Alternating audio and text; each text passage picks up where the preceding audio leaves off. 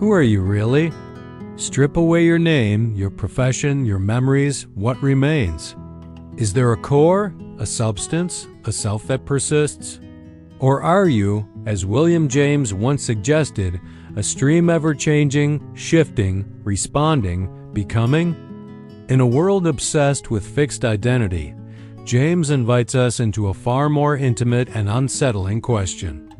What is the nature of yourself? Your sense of self is not a static object.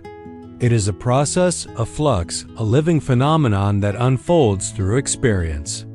William James, one of the founders of modern psychology, devoted much of his work to exploring this mystery. He saw the self, not as a singular thing but as a plural event. There is the material self, the social self, the spiritual self.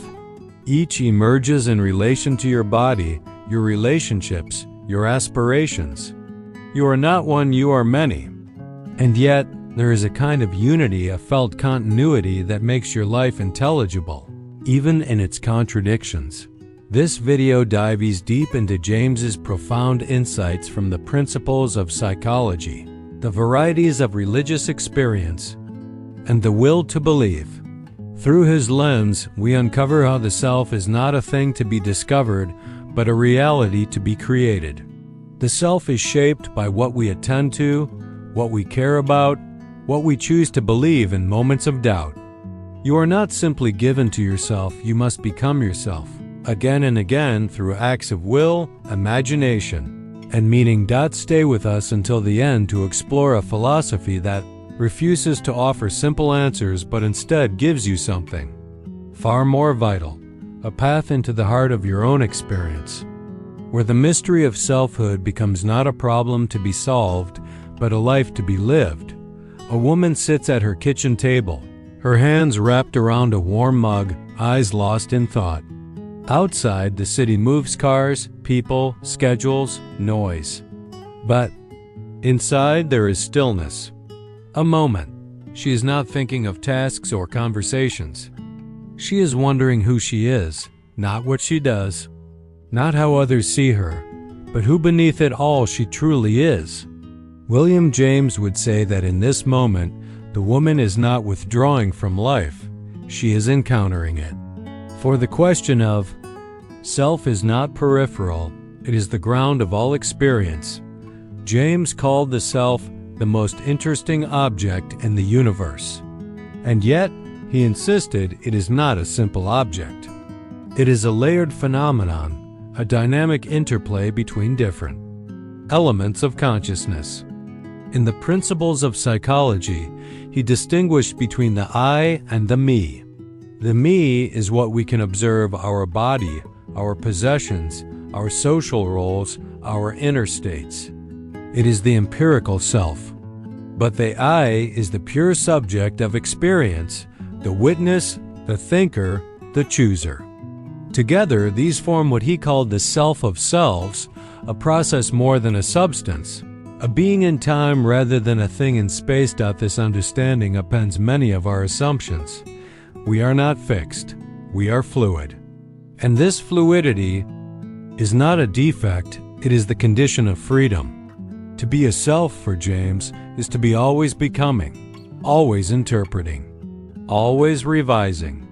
He described consciousness as a stream, emphasizing that our mental life is continuous, ever-moving, without clear divisions. Each moment shades into the next. And the self, far from being a stable nucleus, is the ongoing pattern of this flow, a pattern shaped by memory, attention, intention. This insight is not merely theoretical. It changes how we live. If the self is a stream, then identity is an achievement, not a possession. It is something we must create through our choices, our commitments, our acts of will.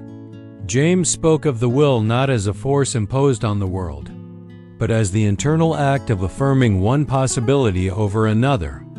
When we are torn between conflicting impulses, between fear and courage, despair and hope, it is the will that says yes. The self, then, is forged in these crucibles of decision.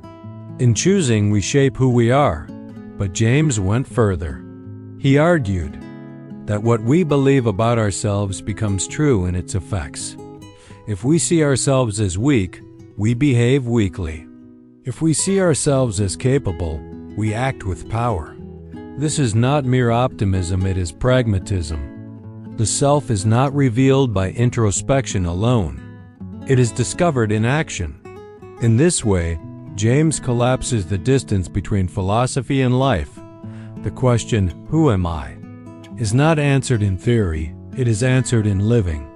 In how we respond to suffering, in what we give our attention to, in how we love. And here James was deeply psychological. He understood that the self is not transparent to itself. We are mysteries to ourselves. We forget. We hide. We lie. And yet, within each of us, there is a yearning for coherence, for the feeling that our life is a meaningful whole. James believed that this yearning could be met not through perfection, but through integration. To face our contradictions, to hold our complexity, to act from our better part, even when it is difficult, that is the work of selfhood. This process is not solitary. The self for James is also social. We become who we are in relation to others. There is no self outside of context. We internalize the voices of those around us. We carry their expectations, their judgments, their love. Each social interaction becomes part of our inner architecture. And so the woman at the kitchen table is never truly alone. She is surrounded by memory, by influence, by the invisible web of relations that shape her sense of being. Yet, even within this web, she retains agency. This is James's gift, the reminder that no matter how formed we are by the past, we are never fully determined. There is always a gap, a space of possibility. In that gap, we can choose. We can attend differently. We can act anew. And in doing so, we alter the stream. We redirect its flow. We become not who we were, but who we are willing to be. If you followed this far, perhaps you felt it, that strange intimacy of confronting your own depth. If so, I invite you to stay with this series, to subscribe, and to join us as we continue exploring the mystery of the self. There is more ahead. And it is yours. There is a certain hour, often before dawn, when the world is hushed and the mind, undistracted, begins to wander inward. At such times, a person may feel unmoored, as if the daily scaffolding of identity, names, roles, routines has loosened. Who am I, apart from all this? What remains when the lights go out and the mirrors are covered? William James believed that this moment of introspective exposure was not to be avoided, but embraced. For in the vulnerability of such moments, the self reveals its true nature, not as a monument, but as a movement. James never tired of reminding his readers that consciousness is not a stack of thoughts, but a stream. We do not think in units, we live in a flow, and within this flow, there is a current we come to call the self. But it is not singular. James spoke of the plurality of selves within each person. There is the self who works, the self who dreams, the self who repents, the self who hopes. These selves do not always align, and yet, across time, we feel a certain identity, a felt continuity that binds the fragments. This unity, James argued, is not given, it is constructed. It is earned. The construction begins with memory. Not memory as archive, but as integration. The past, in James's view, is not fixed. It is constantly reinterpreted through the lens of the present. What we remember, how we remember it, and what we make of those memories, all of this shapes the self we carry forward. In this sense, we are always editing the narrative of who we are. And each act of recollection is also an act of self-creation. The stories we tell ourselves are not simply about the past. They are blueprints for the future. James was fascinated by this plasticity. He saw it not as weakness, but as strength. The self is not bound to repeat its history, it can change. And this change is rooted in attention. What we choose to notice, what we dwell upon, what we ignore, these are moral acts. They shape our reality. They determine what kind of person we become. James wrote that attention is the only faculty of the soul which gives access to reality. This is no small claim. It means that the self is not found, but forged through attention. We become what we attend to, but attention is not enough. There must also be will. James distinguished between passive drifting and active choice. The self that merely reacts is fragmented, easily overwhelmed. The self that chooses, even amid uncertainty, becomes coherent. This is where James's concept of the will to believe becomes central. In moments when evidence is incomplete, when the future is uncertain, we must still act. And the act of choosing, of believing, of committing, this is what gives the self substance. It is through our decisions, especially those made in darkness, that we become real to ourselves. This is not easy work. James knew it. He battled depression, doubt, despair. But it was precisely through these struggles that his philosophy emerged, not as abstraction, but as lifeline. He wrote not from detachment, but from the depths of lived experience. And what he discovered there was this: the self is not a given, it is a moral achievement. To be a self is to have faced the chaos of existence and responded with a form. A form that, though imperfect, is chosen. This moral dimension of the self is often overlooked. But for James, it is everything. We are not defined by what happens to us. We are defined by how we respond, by what we affirm, by what we refuse to abandon, even when it costs us. The self, in this view, is a kind of vow, a promise we make to our better nature, a promise we must remake every day. And yet, this is not a solitary task. As James knew, the self is relational. We are seen into being. The gaze of others, their recognition or rejection, becomes part of our internal landscape.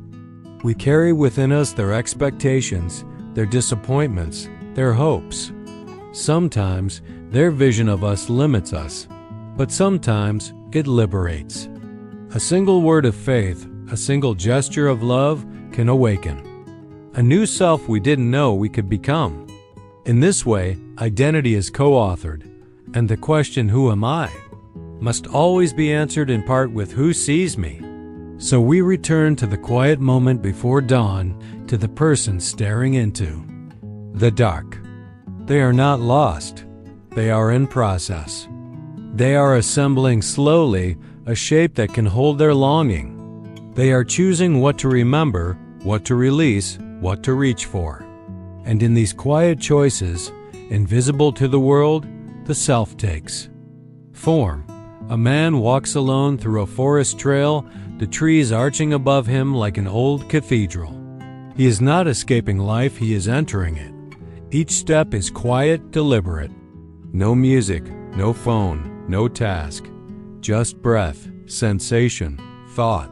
He notices the crackle of leaves beneath his feet, the coolness of shade, the rhythm of his own heartbeat. In this simplicity, something awakens, not an idea, but a presence. He is not thinking of himself as an object. He is experiencing himself as a process. And in that experience, William James would say, the nature of self begins to unfold. James called this the sense of personal identity, a mysterious continuity we feel despite the constant flux of mental states. We are not the same person we were 10 years ago, or even yesterday, and yet we feel ourselves to be the same. This paradox lies at the heart of James's psychology. The self is not a fixed thing. It is a felt thread, a pattern of consciousness that unites past, present, and possibility. This unity is not structural. It is experiential. It is built from within, not imposed from without. He broke down the self into three major dimensions: the material, the social, and the spiritual. The material self includes our body, our clothes, our home, those things we consider ours. The social self consists of the roles we play, the reactions we provoke, the image others have of us. And the spiritual self? It is the deepest. Layer the sense of inner being, of moral purpose, of the sacred. Each of these selves emerges in a different context. And yet, together, they form the field of identity. We shift between them constantly, sometimes unconsciously. But in moments of stillness, like the man walking in the forest, we can observe their interplay. We can feel the full architecture of who we are. This awareness is transformative. James understood that introspection is not about retreating from life. It is about tuning into its most intimate register. When we pay attention to the stream of our thoughts, we do not find a static essence. We find movement, tension, decision. And it is precisely in this dynamism that the self is revealed. The self is not an answer. It is a question that we live, a tension that we navigate, a becoming that never completes itself. In this way, James rejected the notion of a single true self hidden beneath the masks. There is no final identity to uncover. Instead, there are multiple selves, each one real in its own context. What matters is not which self is authentic, but which self is most adequate to the demands of the moment. Identity is pragmatic. It is not about consistency, it is about coherence. A self is healthy when its parts communicate, when no voice is entirely silenced, when even contradiction becomes part of the dialogue. This perspective has profound ethical implications. If the self is plural, then we must cultivate pluralism within. We must learn to listen to our many voices, to the ambitious self, the fearful self, the loving self, the ashamed self. James believed that morality arises not from suppressing these voices, but from harmonizing them. The good life is not one of pure will or pure emotion. It is a life in which the competing claims of the psyche are heard, weighed, and integrated into meaningful action. And action is essential. James was always a pragmatist. He believed that the self is not something we contemplate in isolation. It is something we test in the world. Who we are is not shown in what we think about ourselves, but in how we behave, especially under pressure. A person who speaks of love but cannot forgive is not yet whole. A person who believes in justice but avoids conflict is still in formation. The self is not a belief. It is a trajectory, a pattern of behavior over time that reflects our deepest values. This is why James returned so often to the concept of the will. The will is what gathers our fragments into action. It is the faculty that chooses between conflicting impulses, that sets a direction, that repeats a commitment until it becomes character. Without will, the self dissolves into mood and circumstance. With will, the self becomes a moral agent, a being capable of shaping not only their life, but the lives of others. And so, the man walks, not to find himself, but to live into himself. Each step is a word in a sentence that has not yet been completed. He is not lost, he is writing. And the forest around him is not just scenery, it is a witness. A child stares into a mirror for the first time, tracing their reflection with wonder. They do not yet have language for selfhood, but something stirs recognition, curiosity, a beginning. William James would tell us that this moment is more than developmental. It is existential. For in that innocent gaze lies the first glimmer of the question we carry for life. What is this consciousness that watches itself? James was fascinated by self-awareness, not as a static trait, but as a living experience. He believed that the ability to reflect on one's own stream of thought was not a luxury. It was a defining feature of human life. Yet he also warned that introspection, if done poorly, could become a trap. We do not find the self by dissecting it. We find it by living it. The self is not a fixed object waiting to be known. It is a rhythm, a pattern, a force that emerges through action, reflection, and commitment. This view dismantles many cultural myths. We are taught to find ourselves as if we were hidden objects. But James insists otherwise. We are not hidden, we are in process. The self is not a destination. It is a path. Each decision we make, each value we affirm, each belief we hold or abandon, that is where the self takes shape. You are not who you think you are. You are what you pay attention to, what you say yes to when the stakes are high, what you persist in even when no one else is watching. James's idea of the spiritual self is especially important here. For him, a spiritual self is not necessarily religious. It is that part of us that feels continuity with something larger in order, a truth, a depth. It is the self that asks not just what am I, but what am I for? This spiritual dimension is not a doctrine. It is a sensibility, a sense of being implicated in the moral texture of the world. To be a self, in this view, is to be called, not by society, not by biology, but by the possibility of living meaningfully, and meaning, for James, is not abstract. It is what sustains us through difficulty. It is what makes effort worthwhile. He believed that life is inevitably tragic, that loss, confusion, and failure are built into our condition. But he also believed that within this fragility we could create significance, not by denying pain, but by responding to it with dignity. The self becomes real when it resists despair, when it finds a reason to keep going, even when the world offers no guarantees. This resistance is not always loud. Sometimes it's as simple as getting up in the morning, making a promise, telling the truth, saying, I forgive you. These acts may seem small, but for James, they are sacred. For in them, the self asserts its freedom. It chooses to shape experience rather than merely endure it. It transforms chaos into coherence. Yet he was careful to say that coherence is not the same as comfort. A coherent self may still be conflicted, uncertain, raw, but it will have a center, a place from which to act. And this center is not discovered through introspection alone. It is forged in the fire of choice. James called this the moral effort of the will. It is the work of becoming oneself not passively, but actively. Not once, but repeatedly, here. Then is the heart of James's insight: you are not a thing. You are a field of possibilities. And each time you act, you narrow the field. You give shape to the vague. You make real what was only potential. The self is not found in a moment of clarity. It is built through a life of courage. So the mirror remains. The child becomes an adult. The questions grow more complex. But they remain. And now it is your turn.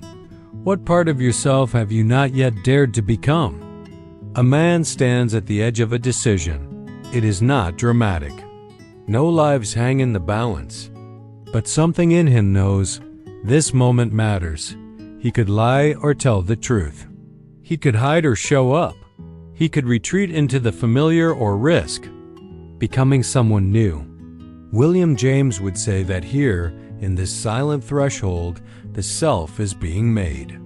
Not in grand declarations, but in the ordinary courage of choosing. For James, the self is never static. It is not a container, not a pre-existing core that we slowly uncover. It is a flux, an evolving pattern of perceptions, intentions, and memories. But more than this, it is a moral project. It is shaped by will, by commitment, by the repetition of choices over time. The self, in other words, is an act of composition, a kind of character building authored not only by thought, but by deed. This is why habit plays such a central role in James's psychology.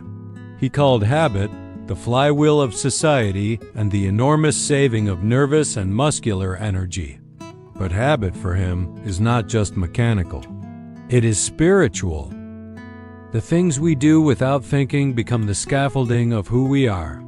Every repetition of kindness, every moment of honesty, every act of restraint, these are the materials with which we build our inner world. Conversely, every indulgence of bitterness, every surrender to resentment, every shortcut taken, these two form grooves in the psyche.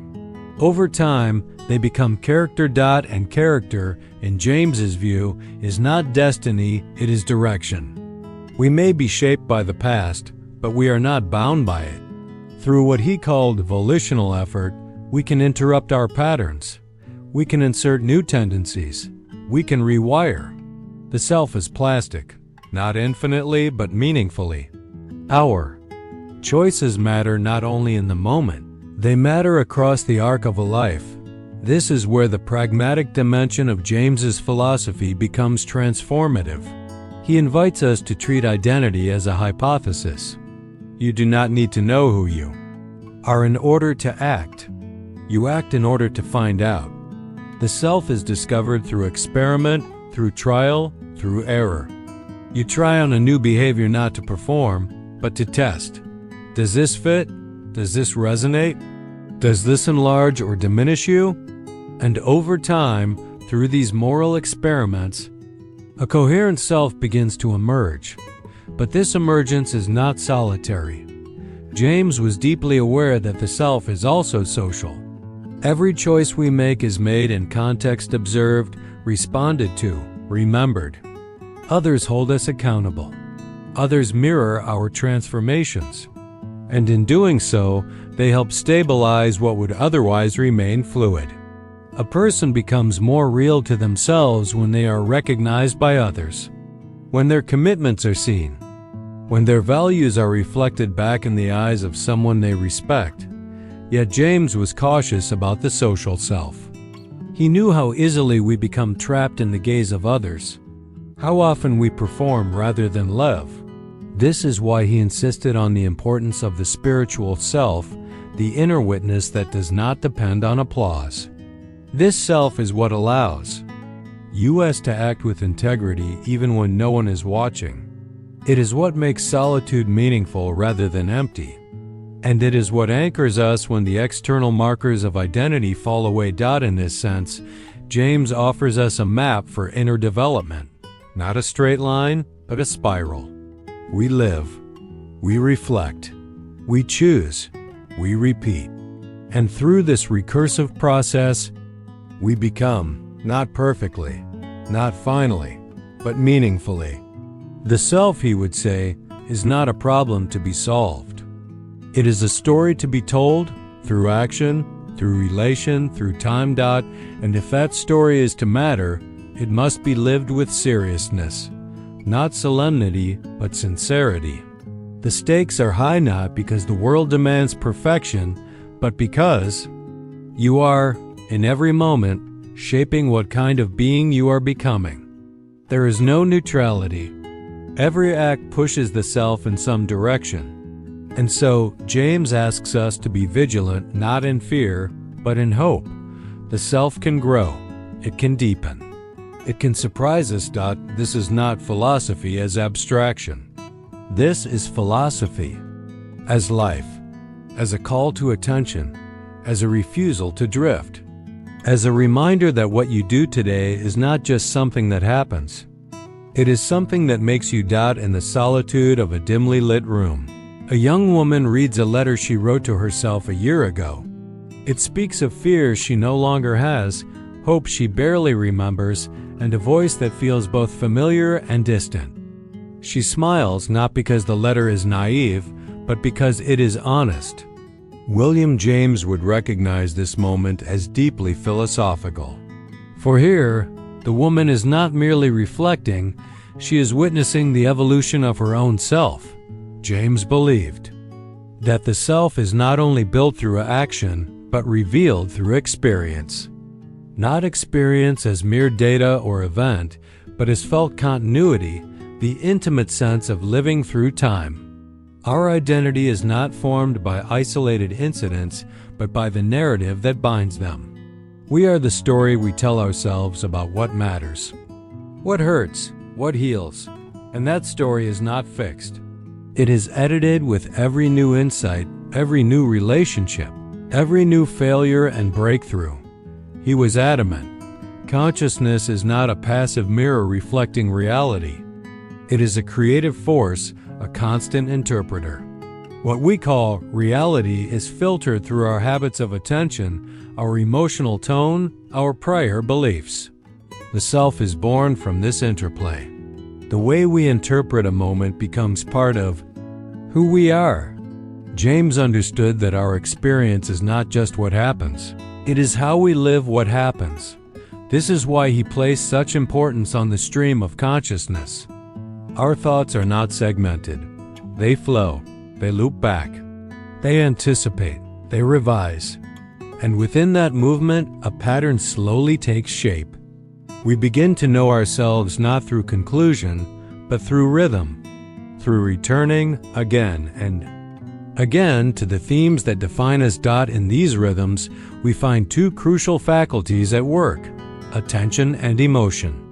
James declared that attention is the taking possession by the mind of one among many possible objects. What we attend to, we strengthen. If we focus on resentment, it grows. If we focus on possibility, we begin to act. Attention, then, is not neutral. It is moral. It is the compass by which the self navigates its course.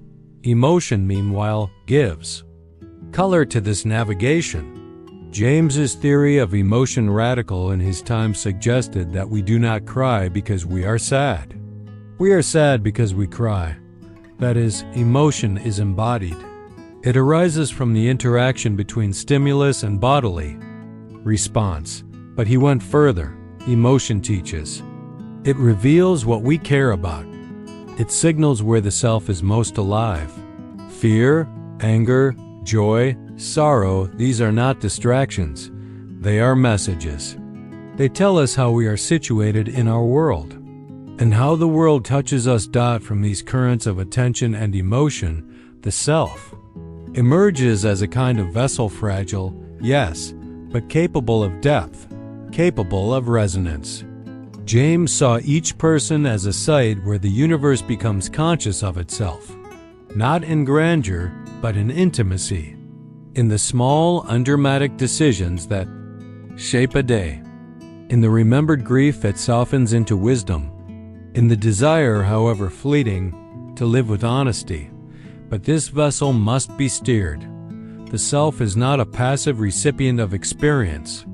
It is an active participant, and its growth depends on reflection, the capacity to stand back and ask, what am I becoming? James insisted that the examined life is not a luxury. It is a necessity.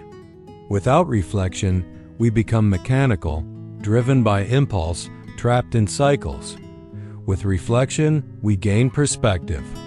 We see our patterns. We choose which ones to keep and which ones to let go. And here lies one of James's most powerful contributions. The idea that the self is plural but not chaotic. Yes, we contain contradictions. Yes, we are shaped by conflicting roles, desires, and histories. But this does not mean we are incoherent. It means we are alive. The task is not to eliminate contradiction, but to live through it with grace. To allow complexity without paralysis. To act, not from simplicity, but from integration. The woman finishes the letter. She folds it gently, placing it beside a new page. She begins to write not with certainty, but with presence. She is not trying to be consistent with who she was. She is trying to be true to who she is now. And in doing so, she enacts the very process James spent his life describing. The self is not something we find. It is something we compose. In real time, with all we have, the evening fades into night, and a man lingers by the window, watching the city lights flicker into being. He feels the weight of the day, conversations unfinished, intentions unmet, dreams deferred. But he also feels something else, continuity. Despite everything, he is still here, still aware, still trying. For William James, this quiet persistence is not insignificant. It is the very essence of selfhood, a willful continuation of experience in the face of entropy. James saw the self as a process that unfolds through what he called the effort of attention. In a world filled with noise, with competing impulses, and endless distractions, the ability to hold focus is a moral power. To attend deeply to one's thoughts, to one's values, to another person is an act of commitment. It is how the self resists fragmentation. It is how we preserve a thread of identity across time. But James knew that attention alone is not enough. It must be joined with what he called the strenuous mood, a mode of being in which one takes life seriously, embraces complexity, and acts with moral resolve. This mood is not about grim seriousness, it is about consecration. The sense that our lives, though brief and uncertain, matter. That our choices are part of something larger. That our inner life is not private in the trivial sense, but sacred in its consequences. He often spoke of the crisis of character, that moment when a person must decide whether to live in accordance with their higher ideals or retreat into comfort. These moments define us. They clarify the shape of the self. And often, they arrive quietly, not with drama, but with invitation. Will you speak when silence would be easier? Will you stay when leaving would be justified? Will you remember who you are when the world forgets? These decisions may seem invisible to others, but to James, they are the very substance of moral identity. The self is not what we present to the world. It is what we persist in when no one is watching. It is the tone we set for our inner life, the moral atmosphere we create within. And over time, that atmosphere becomes our presence, what others feel when we enter a room, what we leave behind when we exit. James understood that this moral presence is not given. It must be cultivated through habit, through effort, through repeated willingness to return to what matters. The self grows not through epiphany, but through fidelity. Fidelity to the truth, to the good, to the parts of ourselves that long for integrity. But this fidelity is not rigidity. James was no fan of dogma. He believed in growth, in plasticity, in the possibility of revision. The self, he argued, must remain open to experience, capable of change. It must learn from suffering, from failure, from contradiction. And it must be willing to question itself, not to dissolve, but to deepen. A self that cannot reflect is a self that cannot evolve. And evolution for James is not personal alone. It is social. Our inner life is not an isolated drama. It is part of the collective moral climate. The person who takes their own conscience seriously affects others subtly but powerfully. They become a kind of tuning fork, setting a frequency that others can align with. In this way, the work of the self becomes civic. Each individual who strives to live authentically contributes to the ethical atmosphere in which communities thrive. So, the man at the window stands not alone. He is part of a silent fellowship. The fellowship of those who reflect, who struggle, who act with purpose, who treat the self not as a possession, but as a calling, who live not for appearance, but for coherence. And this, James would say, is enough. To live deliberately, to grow steadily, to choose, again and again, the better part. You are not a finished product. You are a site of potential.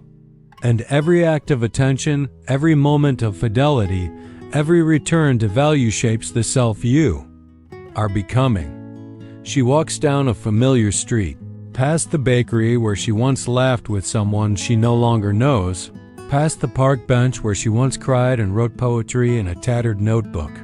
The buildings have not changed, but she has. And as she walks, she feels the strange doubleness of memory, how the self she was lingers like a ghost beside the self she has become. William James understood this sensation. He called it the experience of continuity through change, the hallmark of personal identity. To be a self, James taught, is to carry time within us. We are not a snapshot. We are a motion picture. We unfold, we drift, we pivot, but through it all, we feel something like a through line, a sense that this is still. Even when our values shift, when our bodies age, when our circumstances unravel, something remains. And yet, what remains is not substance, it is structure. A particular pattern of experiencing the world. A certain tone of being. This tone, James suggested, is not trivial. It is the core of who we are. And it is cultivated over time, often through suffering. He did not see pain as a detour from selfhood. He saw it as a site of revelation. In suffering, we come face to face with what we cannot fake, what we cannot flee. We are stripped of pretense. And in that nakedness, a deeper self may be glimpsed, one that knows loss, one that feels longing, one that refuses to give up. But that glimpse is not guaranteed. Some, faced with suffering, harden. Others, they awaken. James was interested in what makes the difference. His answer: the willingness to feel, to stay with experience, to resist the numbing, the escape, the cynicism, to allow emotion to teach rather than terrify. For he believed that emotion is not weakness, it is wisdom in disguise. It tells us where we are alive, where we are stuck, where we need to act. This emotional intelligence is not flashy. It is not celebrated, but it is foundational. A person who can feel fully and reflect honestly becomes a person capable of genuine change. James called such individuals twice-born souls. They have lived through crisis, not by avoiding it, but by integrating it. They have taken the fragments and shaped them into form. And in doing so, they have become whole, not perfect, but real. Wholeness in James's vision is not uniformity. It is harmony within complexity. It is the capacity to hold contradiction without collapse. The ability to live with opposing truths without being paralyzed. He believed that a mature self is one that has looked at the full range of its possibilities and chosen a path, not because it is easy, but because it is right, right not in the abstract sense, but right in the felt, lived, moral sense. The self that says yes to responsibility, that forgives even when the wound still aches, that tells the truth even when it risks being misunderstood. This self, James would argue, is not created overnight. It is shaped through countless small choices, through inner battles no one sees, through the patient work of living a life that is inwardly consistent, and this work never ends. The self is not a finished product. It is an event, an ongoing negotiation between past, present, and future. Each new experience adds texture. Each new failure deepens tone. Each act of love, of courage, of insight, expands the field out so the woman walking down the street is not merely retracing her past. She is reweaving it. She is taking what was and making something of it. She is not escaping memory.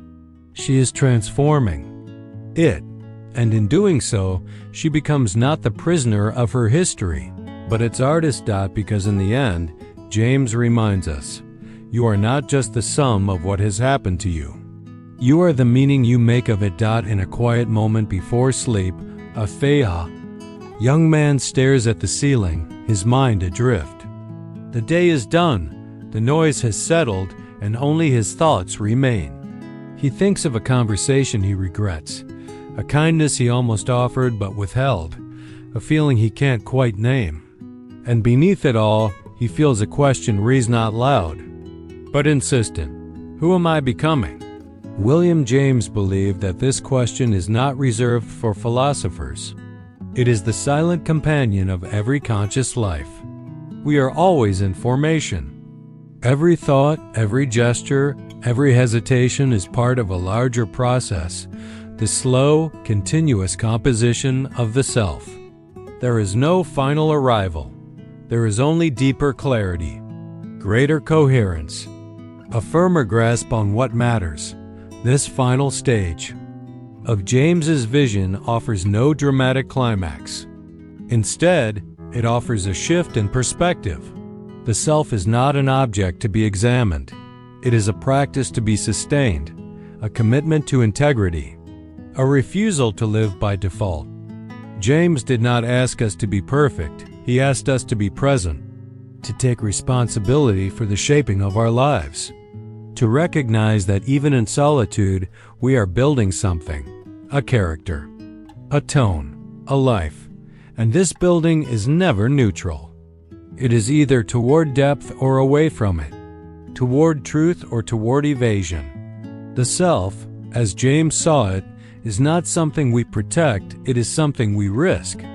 Each time we act with honesty, each time we extend empathy, each time we forgive or seek to be forgiven, we are stepping into the fullness of our being, not as performance, but as presence. James taught that the most meaningful lives are not those that escape suffering, but those that find a way to transmute it into wisdom. The self that has suffered and kept loving, the self that has failed and kept trying, the self that has doubted and still chosen to believe, that self becomes a quiet force in the moral world, a stabilizing energy, a source of strength for others. In this way, the self is never truly private.